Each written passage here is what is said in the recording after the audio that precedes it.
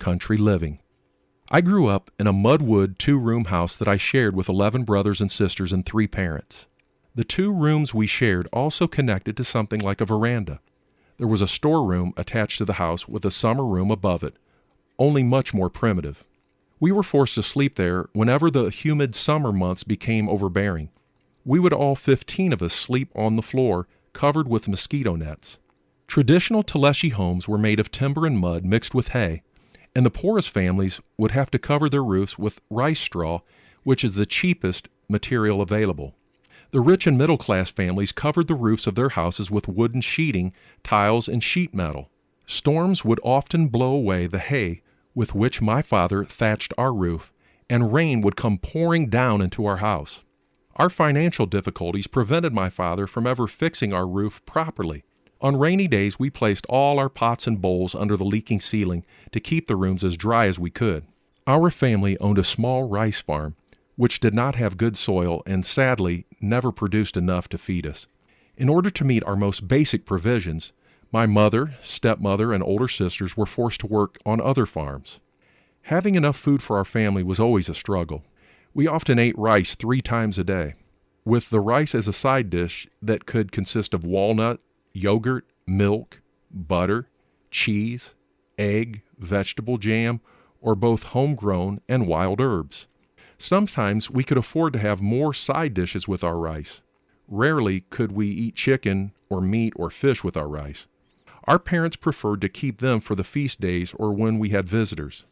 During the seasons of sowing and harvesting crops, every family member was expected to work and help.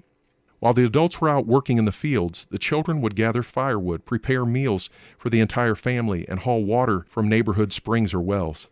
Sometimes we would even take our wares to market to sell or trade so we could buy bread and other staples. I do remember preparing and baking the traditional Taleshi flatbread in a clay oven when I was a very young child. The rice harvest arrives at the end of summer, and the new rice is eaten in celebration with neighbors and friends. A colorful table is prepared with the harvested rice and other wonderful and delicious foods. All of the men ate together in one room and the ladies in another, except when all male and females are close family relatives. In this case, they all have their meal together. The traditional way to begin such a celebration is for the father of the family to touch the cooked new rice and begin eating. This signals the commencement of the festivities wherein all those in attendance are able to partake.